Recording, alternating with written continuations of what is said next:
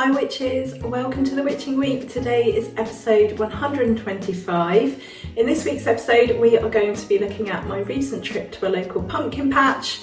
We are going to be looking at the witches of Essex and we're going to be talking about which day to do your spell on. So grab a cup of tea, put some incense on, get comfy and we'll explore the Witching Week. Hi witches, welcome back. Thank you for being here. Thank you for watching. My name's Ren. I'm known as the Cemetery Witch.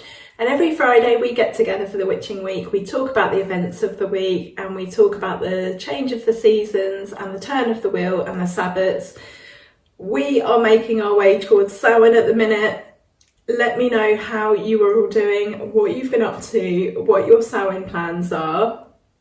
Let's start with tea and incense. So I'm actually drinking some fizzy water at the moment, which is not my usual cup of tea, but much needed at the minute. And I am burning some opium incense from the range that I was telling you about last week. So this Ayurvedic range, which I'm really enjoying, but they are very musky and very heavy. I'll probably start to cough soon because I have got a terrible chest. Another week has passed, yet we are working our way through October at an incredible speed. I just want to say a big happy birthday to my daughter, my darling daughter Tabitha, who is 18 tomorrow. I can't believe it. I can't believe I'm going to be the parent of an 18-year-old. If you're watching Tabby, happy birthday. I love you loads. So in the recent weeks, we have had a humongous amount of germs doing the rounds. I'm on my second lurgy in as many weeks. I think they must be faring much better in Europe because they have had snowfall and it has been cold here and there. I know it's been quite mild as well in places. They've had snowfall in Alpine and Scandinavian glaciers and those sorts of areas around them. I'm really wondering if we're going to get any snow this winter. It's been very mild here. I'm hearing lots of different opinions on that. You hear people say that there's a lot of berries on the trees, so it's going to be a cold winter, but I don't actually think that's how it works. I think our plants and trees respond to their environment and the stimulus that they've experienced. So I think there's lots of berries because conditions have been right to produce those berries. But if we do have a cold winter, then obviously that's going to be really helpful. We will see. But it has been super mild here. We went to a pumpkin patch last weekend and it was very mild. I didn't even feel cold. It was so much fun and we came away with about £20 worth of decorative pumpkins. Let me show you my favourite. I don't know if you can see, but this is actually a kind of pinky colour with this lovely green. It's a very sort of pale pink. Sort of a salmon pink really, but that was my favourite. We had a lot of fun there. We had a bit of a walk around a local village and then we went for a posh Sunday lunch, which felt super autumnal and festive. It was very misty. I wasn't feeling particularly well though. While we were out, I just started to feel a bit weird. And then this developed, but yeah, we've had a lot of fun. There were lots of berries about, as I've said, lots of toadstools in bloom, and all in all, it just felt really magical. We've only got 2 weeks now till Samhain, 2 weeks today actually. Beltane, if you're in the southern hemisphere, time is just flying past this year. We spoke about Samhain a lot in last week's episode of the Witching Week. We went into Samhain in some detail and the kind of energy and themes and magical work you might do at this time. So I thought this week, instead of doing more Samhain, I thought we'd look at the days of the week. This is something we've been studying over on Patreon recently. It's a great way really to add extra energy and oomph to your spell casting. So when should you cast the spell? Well, Monday is ruled by the moon. So we're thinking about those moon-related correspondences. We're thinking about emotions and feelings and dreams, intuition, that sort of psychic ability and activity. Tuesday is ruled by Mars. So we are thinking of spells related to courage and conflict and war and strength and passion Wednesday is ruled over by Mercury. So this is related to communication, those sorts of cognitive powers, curiosity, intellect. Thursday is ruled over by Jupiter, which happens to be my favourite planet, and that is all about wealth and abundance and power and wisdom. Quite big themes there. Friday is for your sort of love and beauty and harmony and pleasure spells. Friday is ruled over by Venus. Saturday, Saturn, you might have guessed because the clue's in the name. So we're looking at boundaries and discipline and respect and structure and karma. And then Sunday, which actually is the first day of the week, Sunday is ruled by the sun, as you might have guessed if you didn't know already. And we are thinking about things like purpose and success and light and presence and shining and vitality. Really, really positive, joyful, uplifting energies there.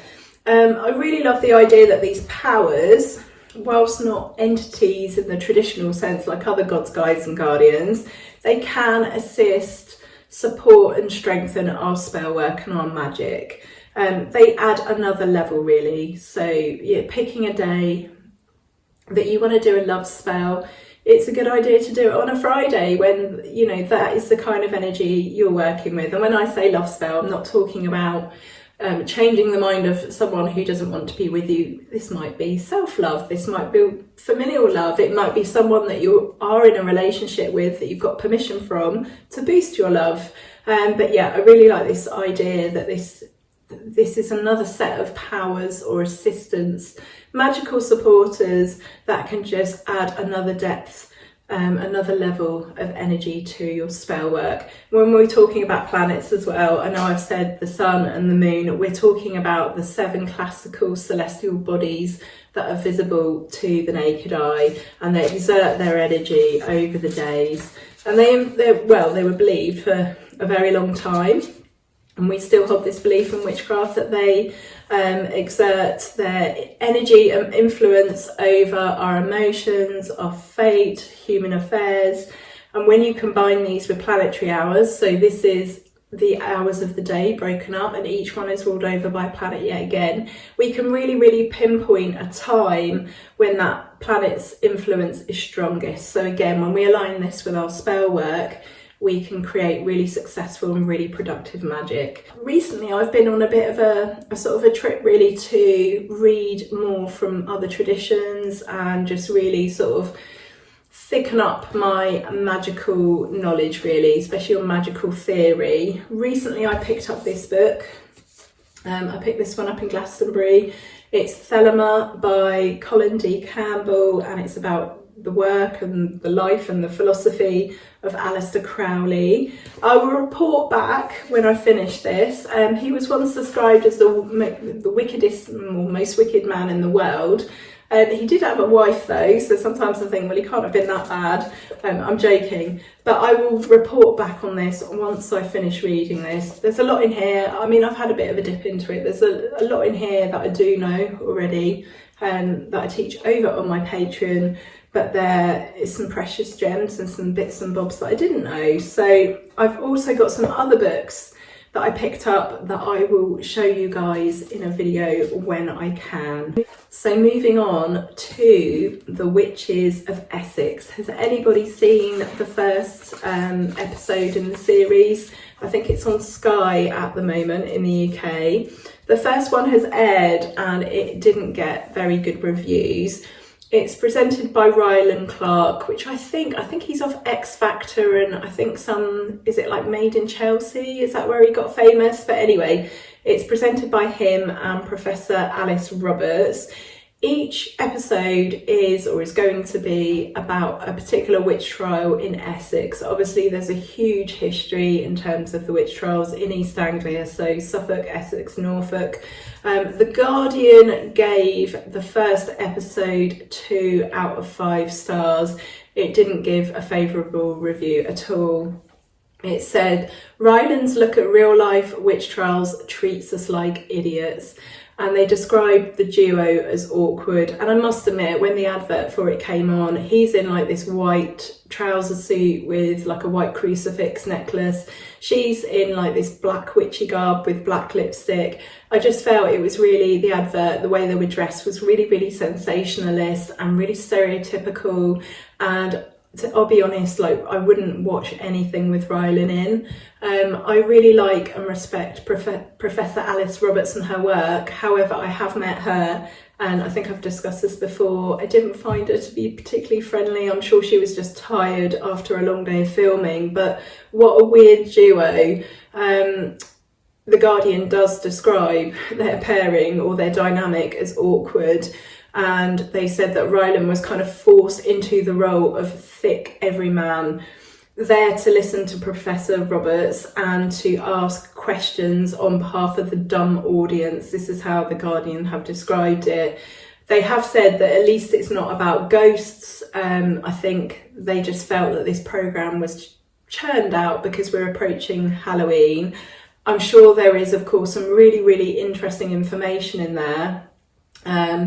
But apparently he was just sort of making his usual gags. They did say that it gestures at the context and the deeper motivations for women being accused, but considering the long airtime that it had, they feel like it was like frustratingly superficial, and that could have been gone into sort of much, much deeper. So yeah, the Guardian were not fans. The same with the Times. They said, did it really need Rylan's gags?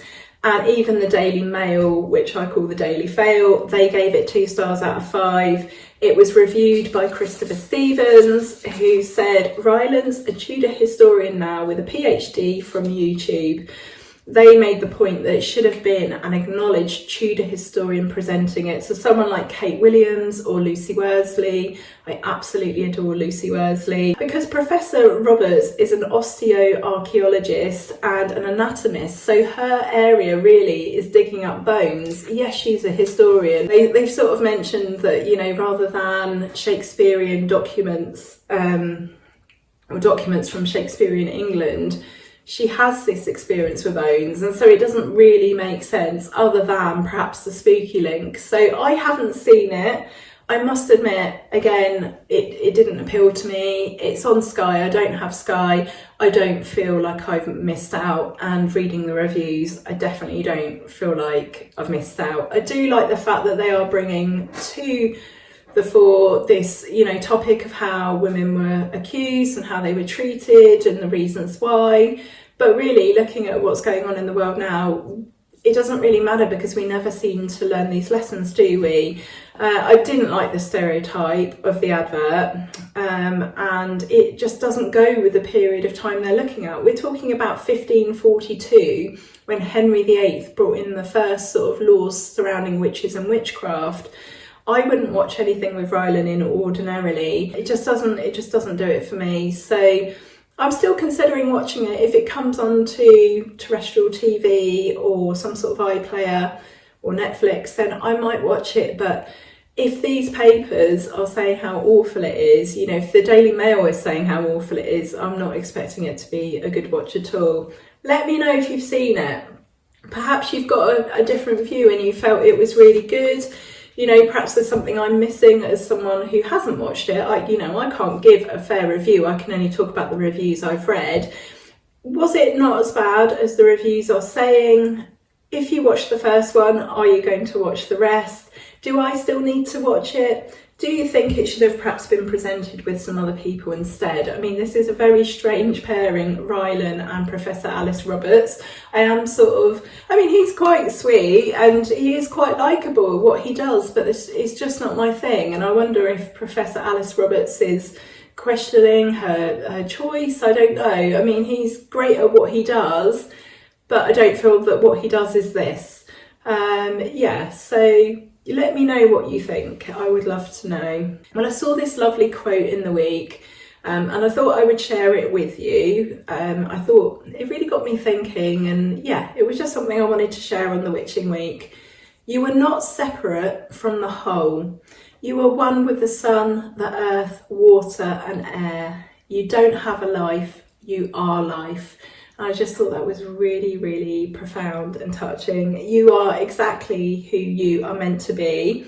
You are here for a reason. Trust in divine timing, trust in the universe, and trust in yourself. And I just want to follow that up with a reading from A Pagan Year of Prayer. I found this reading and I thought it was really, really lovely.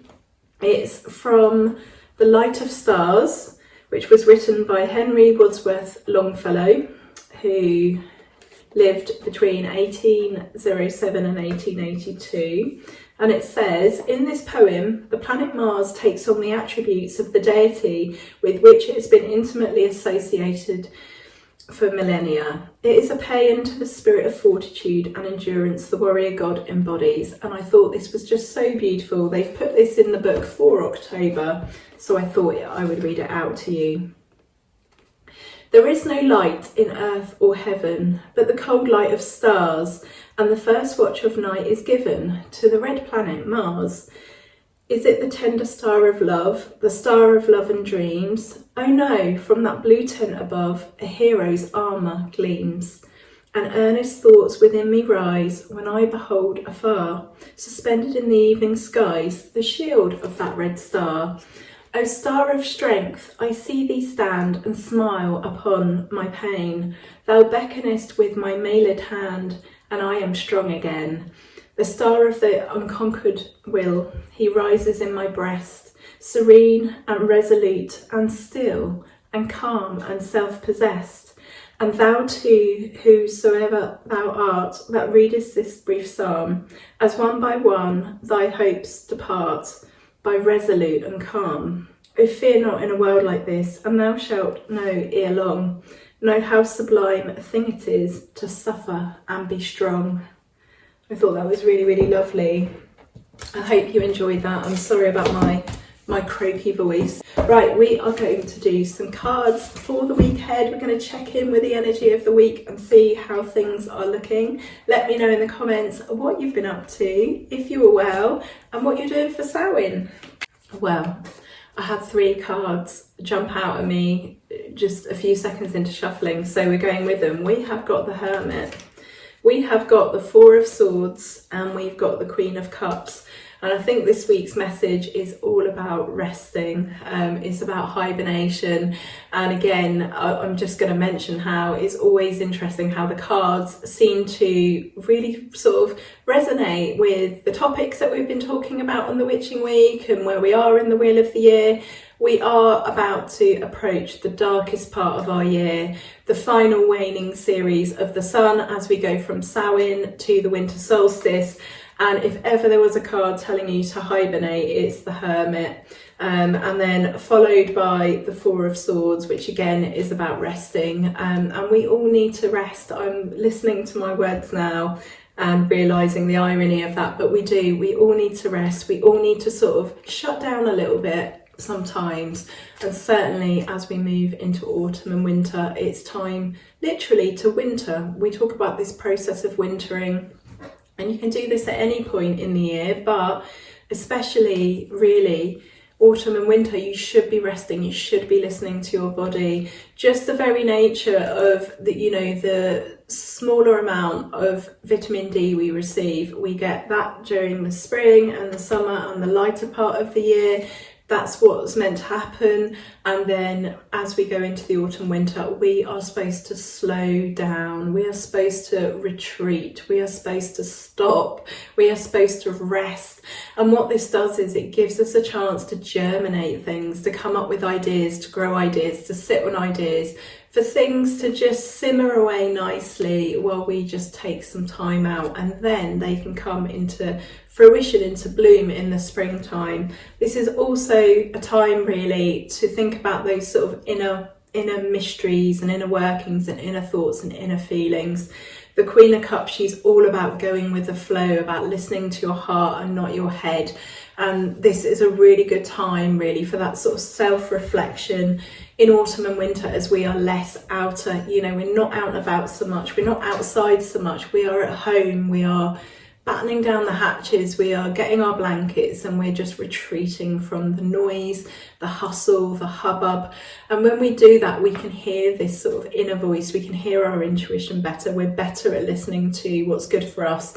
And yeah, I want you to listen to that. So as well as physically resting your body, I want you to listen to that voice inside, that intuitive voice, and go with it, and just go with the flow, go with the path of sort of like least resistance, because this is another way to rest when we're not sort of fighting against the current and fighting against the tide. When we just sort of relax and let go and we flow, it's much better for us, it's much better for our bodies, our brains, our souls. So yeah, this is really a time about slowing down and gentle energy, that gentle energy that comes with reducing the fast pace of things. It is time to honour the Hermit, and it is time to honour the Queen of Cups. So with that, I'm going to leave you for the week until next week. Thank you so much for watching. I'm sending you so much love and blessings. Take care of yourself and each other, and I'll speak to you soon. All right, lots of love and blessings. Bye.